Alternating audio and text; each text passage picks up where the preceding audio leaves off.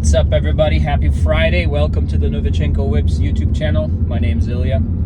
For today's tuning video, we're going mobile. I usually don't do this because I tend to feel more comfortable tuning, let's say, people's cars at my place. Especially, I really like the driving roads at my place. They are usually very clear of traffic and super fun for whoever comes over to get their tuning done, and I know where to go.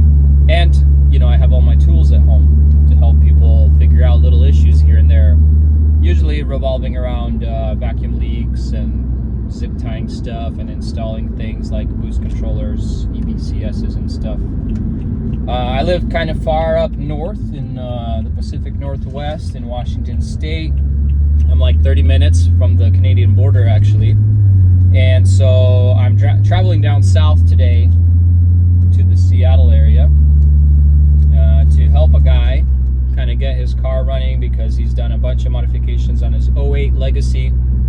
Has the biggest issue, of course, is when I ask people to come to my place, they should be on a generic or a well enough dialed in like bass tune so that the car's drivable, unless they want to tow it. Not everyone can tow their car, they don't have the means to do so. But for example, this person put in 1050cc injectors. I told them I can send them a bass tune for that, but you know, not everyone's willing to go through the setup of ROM Raider and ECU flash on their laptop, or they don't have laptop, or they don't have the Tatrix 2.0 cable.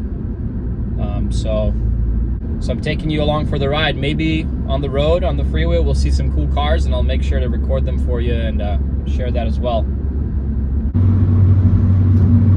All right, Seattle. We got Mount Rainier up there ahead of us. You probably can't really tell in the camera, but I can see it. So far, so good on the trip, but hopefully we're not going to hit any stop and go. That's the least fun type of stuff. Oh, spoke too soon. See a bunch of people braking up front. Looks like there was an accident. Look at that beauty up there on the left. Mount Rainier. We're about 10 minutes out from this guy's house. Traffic is a no bueno. At least it's a nice, beautiful, sunny day. Not raining, not a deluge. Ba-bonk, ba-bonk, it's a donk. Shaka-bonk, bounce around, yeah. I am just bored now at this point. Pardon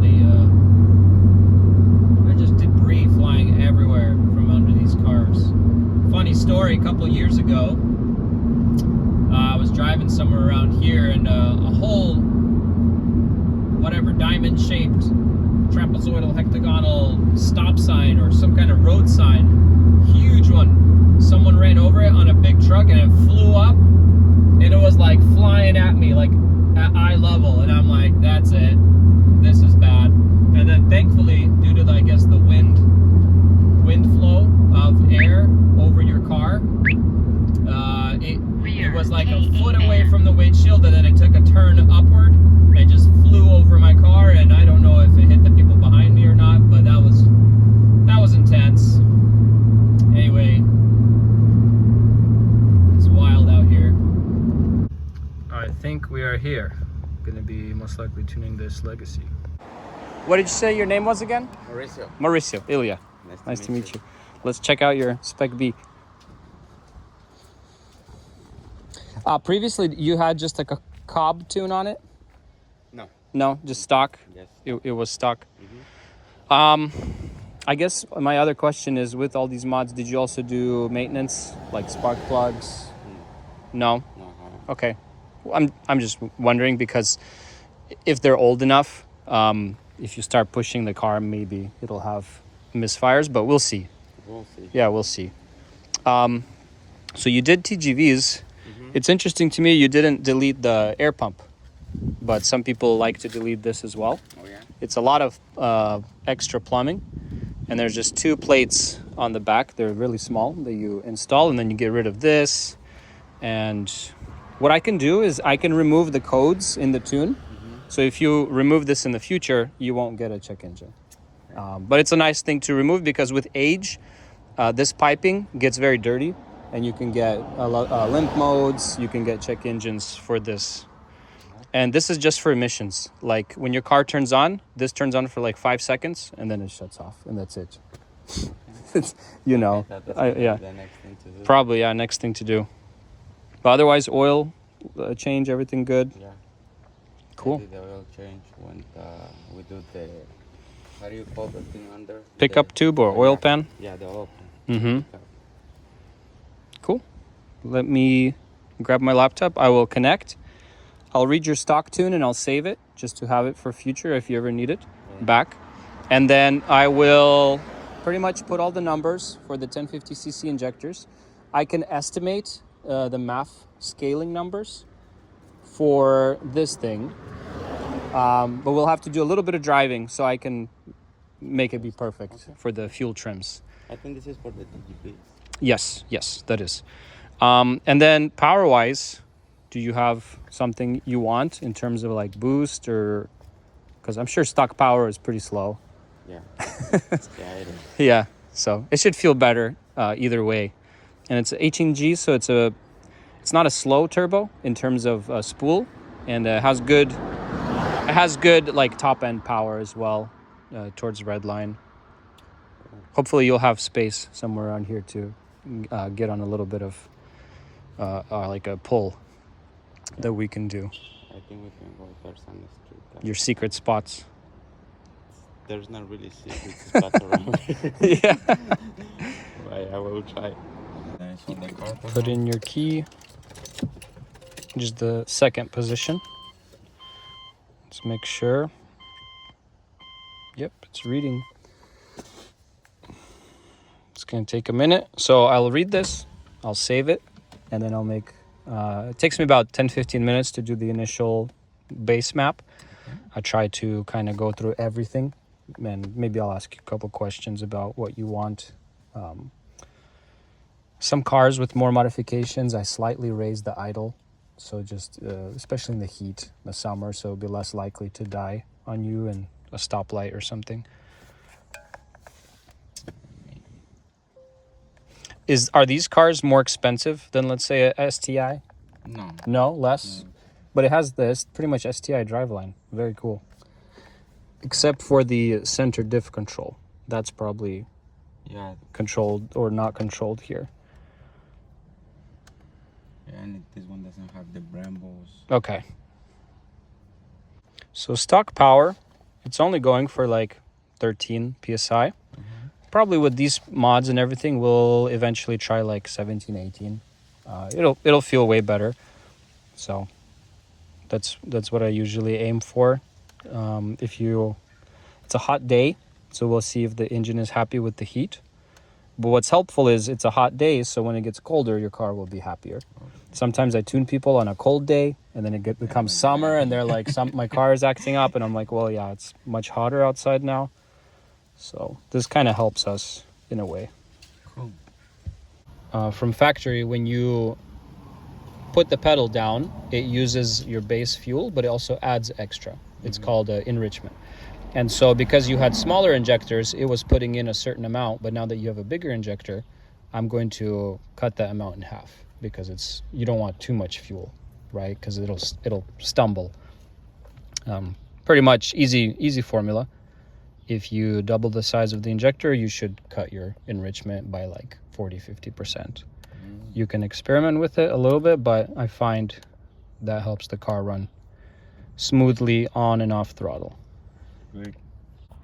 And now I'll make some adjustments to your timing advance. And so first I'll also try to make it more safe, and then we can add a little bit of timing later.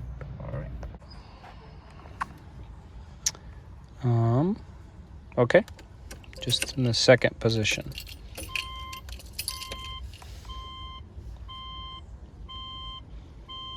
I usually do a test write first to make sure it works, and then I'll do the official writing to your ECU. It's interesting. Mm-hmm.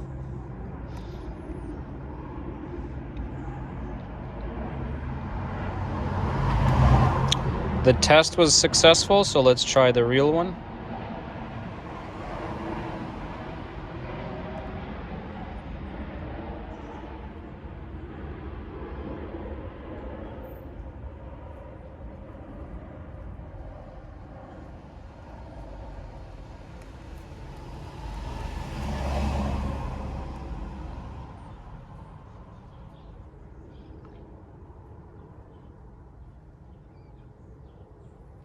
Cool.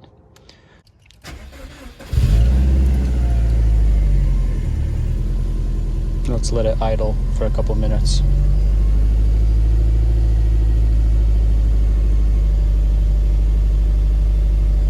Does it sound better than it did before? Oh yeah. That's good. Way better. Get one. Yeah, it's making some adjustments, but this is okay. The car is warming up. Once it warms up, I'll be able to make a few small adjustments and we'll go for a drive.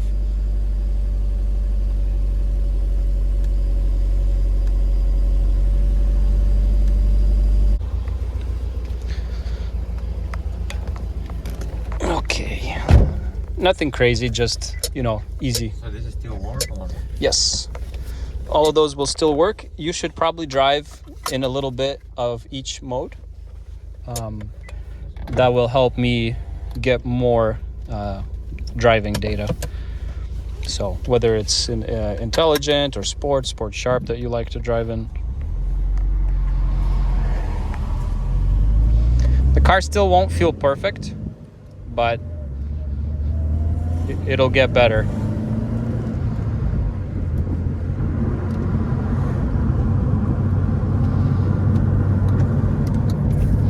Hopefully better than how you were driving home. Oh yeah. Way better. Yeah, it takes a couple times to get it right.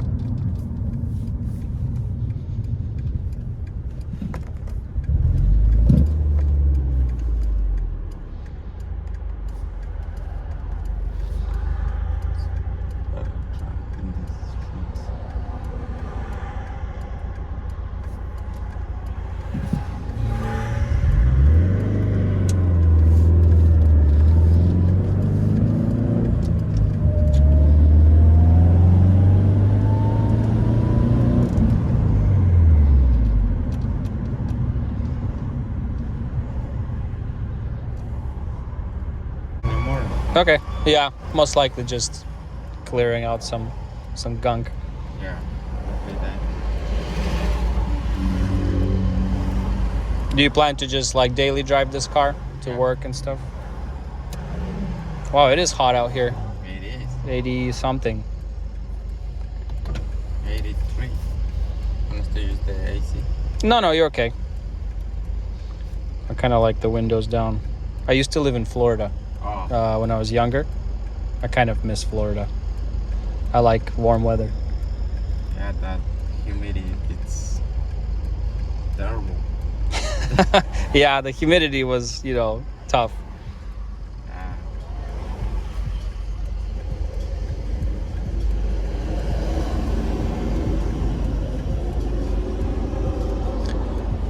Do you want to go get some fuel? If you want to tune for better fuel, or you want to tune just for 87? We can always get the 92. Okay. Because I would rather tune it to how you plan to drive and what you plan to use. That way it's safe. If you ever put in 87, there won't be any issues. But totally up to you. Or still with the... Up to you. Yeah, sure. You can switch it if you'd like.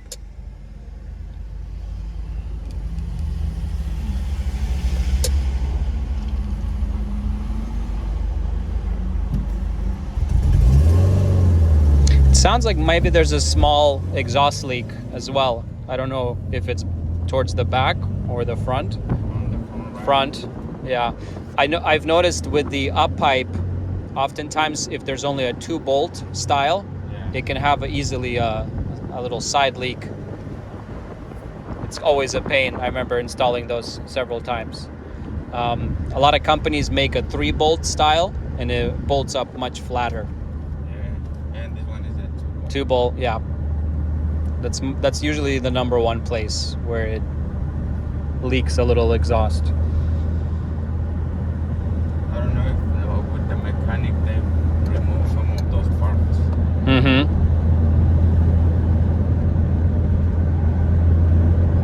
Yeah, because you can hear it. Yep. I hear it more on this side.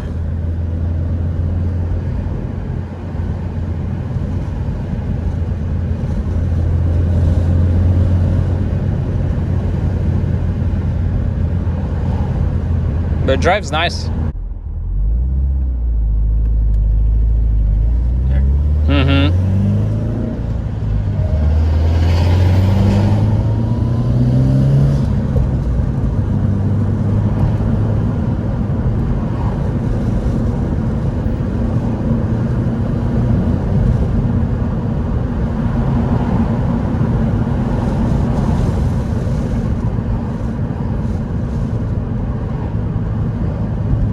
With, for example, outside temperature is like 80, 85. Yeah. Currently, your intake temperature is 95. So it's getting pretty good air, but that is measured at the intake. By the time that it goes into the engine, I'm sure that air is warming up a little bit because of all the heat. That's why people go, front mount. But that's, of course, people very like chasing bigger power. They drive their car very aggressively, stuff like that.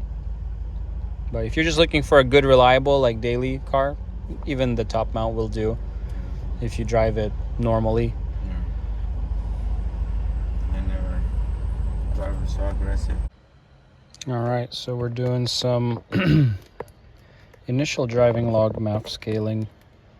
We drove around for about 5 minutes. I saw that the fuel trim was adding about 15 to 20% all the time. And it's probably because the MAF scaling current numbers are from a stock MAF and, of course, stock intake.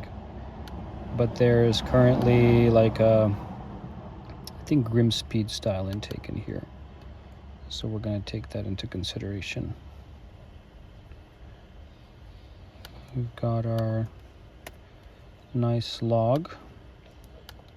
Let's load that in and we can get a visual example of how much correction is occurring at one time. Cool. Hit the go button. Quite a bit of correction. Let's look at the chart. So you can see the red is where the initial chart was, and the blue is now the adjusted. There might not be much data for up here just because we didn't really get our MAF voltage up to there. But I'm going to follow that line most likely in the revision, and then we're going to go drive. We did get better gas. There was some knock, considerable knock that I saw, but I think we had bad gas in the car.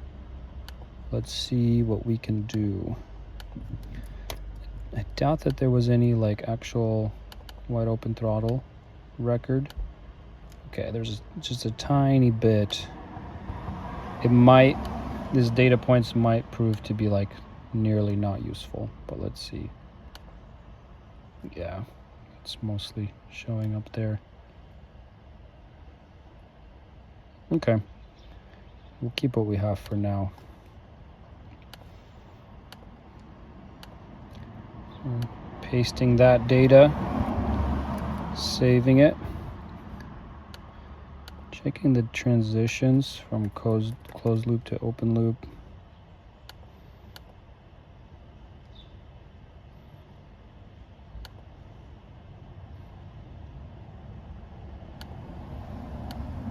And see what the targets are. Try to make sure this thing runs smooth as possible.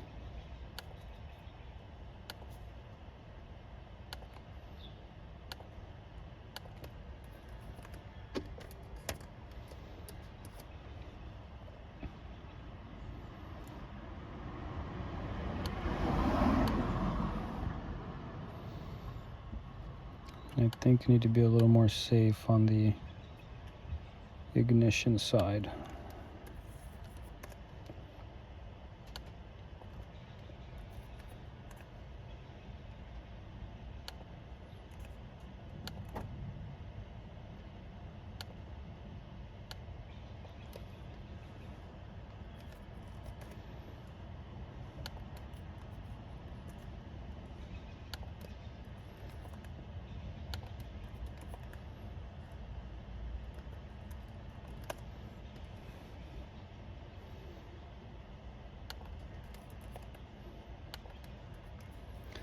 This is kind of a prime example of kind of a jumpy base timing table from factory. So we're trying to smooth this out as well.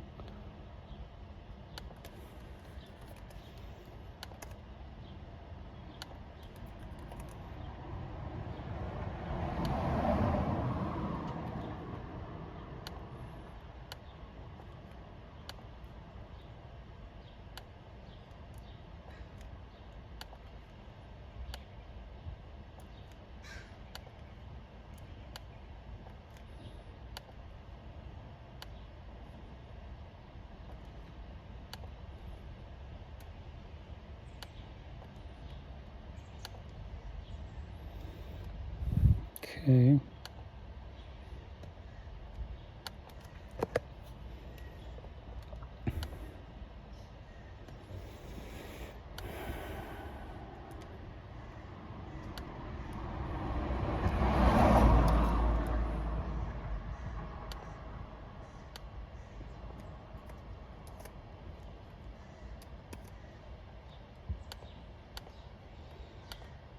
Let's look at the non-cruise, which is usually like a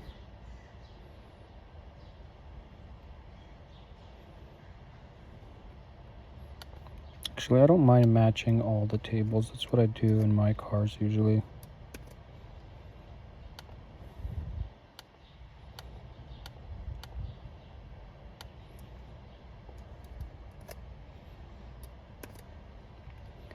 Saved.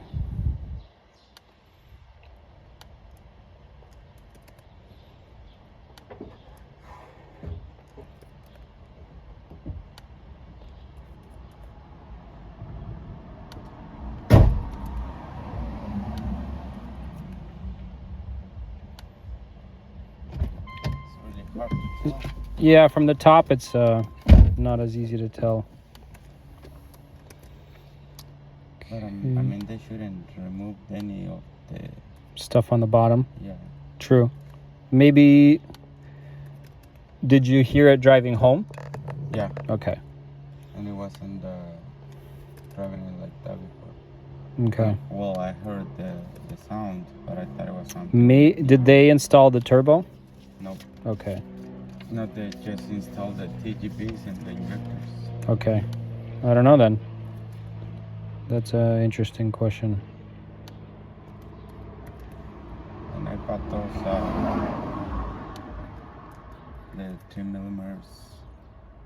Spacers. Uh-huh. Yep, phenolic spacers. Those ones. And the new gaskets for the top and the bottom of the TGPs. Yep.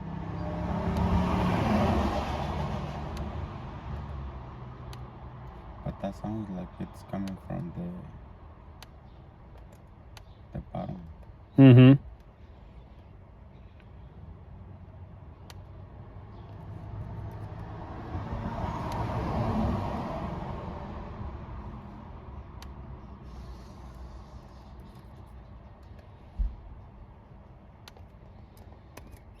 Okay, saving this revision.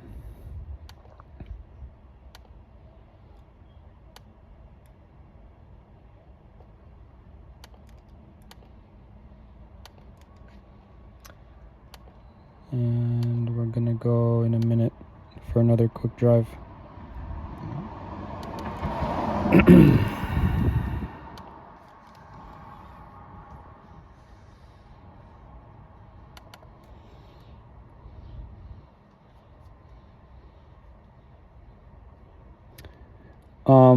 Let's see.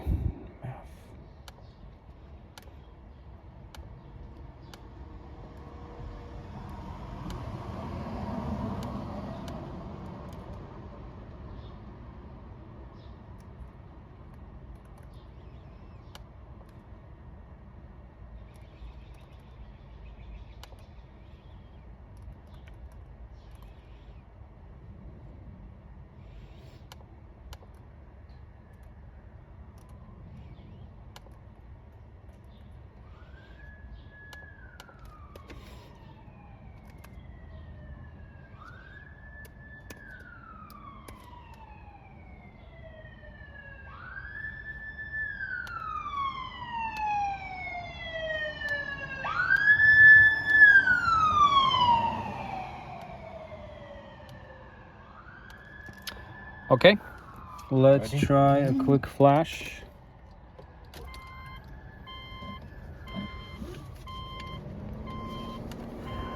Okay, I have to do the correct timing.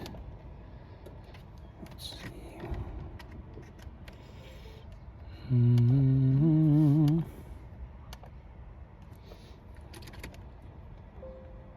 There we go.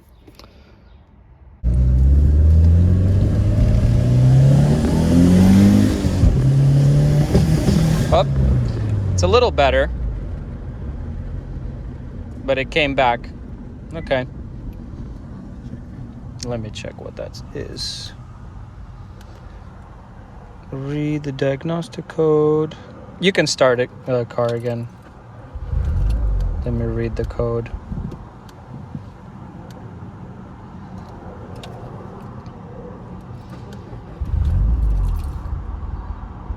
You might need to give it a little bit of gas. At this point, you'll see the car would no longer start and hold idle. It would keep dying. For me, this was a little bit concerning because we had just done a small pull where I saw a lot of knock and the car go lean.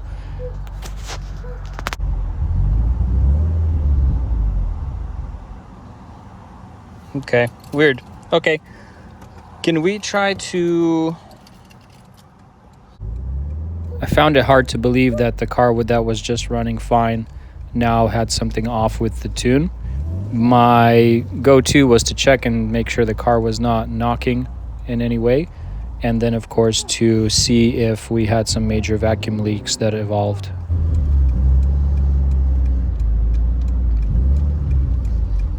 That's good. Okay. So it seems like your fuel lines are factory, so that shouldn't make things too different. So this is usually the vacuum hose that goes back. I've encountered before similar issues, but it's when people use aftermarket style regulator. And then if these were incorrect, your car wouldn't even start because the pressure would be going in the wrong direction. Interesting. I reflashed it again. Let's just try to start it and let it stand there and idle for a little bit. I don't know what that is. Maybe it's just dirty. We didn't record much after this because we were busy trying to track down the vacuum leaks that I presumed we had. And there were a total of 2 that we found. One, most importantly, was the tiny vacuum hose that goes to the fuel pressure regulator and gives you more fuel when you get into boost. Thus, all the horrible knocking we got at like 10 or less PSI. After I left, the owner found an additional vacuum leak that he was able to resolve, and then sent me over some videos showing himself going through the RPM band without any issues happily.